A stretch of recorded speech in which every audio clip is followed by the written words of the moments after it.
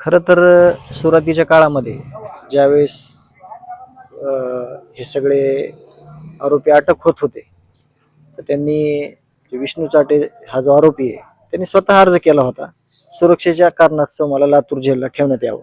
आणि तो अर्ज आरोपीचे जे वकील आहेत ते वकील असं सांगत होते की तो अर्जच आमच्याकडे नाही किंवा आम्ही दिलेला नाही. परंतु जे या केसमधील संतोषांना देशमुख यांच्यासाठी जे सरकारी वकील आहेत ॲडव्होकेट कोल्हे साहेब, त्यांनी कालच्या सुनावणीला तो अर्ज दाखवला की विष्णू चाटेनं अशा प्रकारचा अर्ज दिलेला आहे आणि कोर्टानं सांगितलं देखील की तुमचा अर्ज अशा प्रकारे आलेला आहे.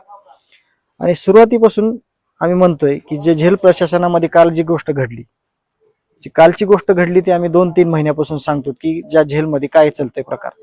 तुम्ही अचानकपणे येऊन जर एका दिवसात 2 अधिकाऱ्यांना तुम्ही निलंबित करू शकतात, तर मागच्या 3 महिन्यात झालेल्या ज्या घटना आहेत त्या काय झालेल्या असाव्या आणि त्याला जिम्मेदार कोण, आणि ज्या काही तिथं फॅसिलिटी दिल्या गेल्या, ज्या काही तिथं सुविधा दिल्या गेल्या, तर त्या अशाच प्रकारच्या होत्या. जसं निलंबन काल केलंय तशाच पद्धतीच्या होत्या. म्हणून जे काही मागणं आहे, जेव्हा की आमचा अर्ज आहे, त्याच्या गांभीर्यानं आता तरी विचार व्हायला पाहिजे. आम्ही याच्या अगोदर तोंडी कळवलेलं होतं, आम्हाला तसा रिस्पॉन्स मिळेल अशी अपेक्षा होती. परंतु आता आम्ही लेखी स्वरूपात हे जे आरोपी आहेत बीड जेलला मकोका अंतर्गत याच्या अगोदरचं जी हिस्ट्री आहे ती अशी आहे की मकोका अंतर्गत जे आरोपी आहेत कारवाई झालेले ते जास्त काळ तिथं ठेवण्यात आलेले नव्हते. पण हे जवळपास आता 4 महिने होत आले या आरोपींना इथंच ठेवलं गेलेलं आहे.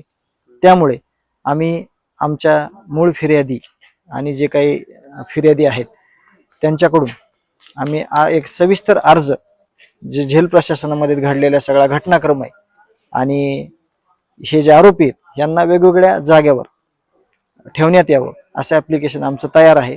आम्ही शक्यतो उद्या ते SP साहेबांकडे देणार आहोत. ते ग्रह आम्ही सगळं डिटेलमध्ये दिलेलं आहे.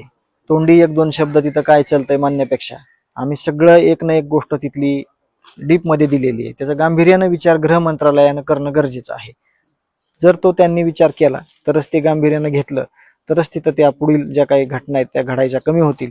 नाहीतर जे काही चर्चा झालेली आहे, जे काही मागणी झालेली आहे ती एकदम खरी आहे.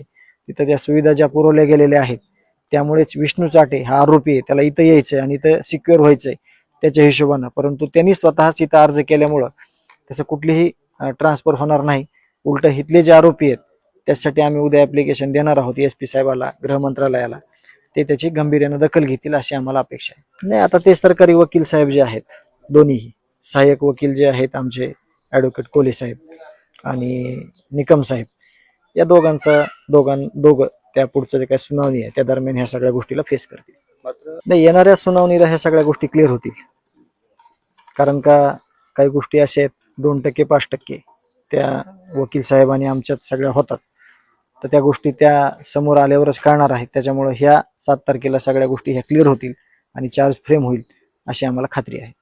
घ्या परदेशात भरारी, तेही सर्वसामान्यांना परवडणारी. 1 रुपया भरा आणि थायलंडमध्ये फिरा. सचिन इंटरनॅशनल घेऊन आले आहेत जगातली सर्वात स्वस्त परदेश टूर. पूर्ण 5 दिवसांचं पॅकेज आता फक्त 32,999 रुपयांमध्ये. पॅकेजमध्ये विमान प्रवास, हॉटेल, ब्रेकफास्ट, ट्रान्सपोर्ट आणि प्रेक्षणीय स्थळे. सचिन इंटरनॅशनल 18 वर्षांपासून पर्यटन क्षेत्रातील एक विश्वसनीय नाव. सचिन इंटरनॅशनल सोबत मनसोक्त फिरा. संपर्क 7767989898.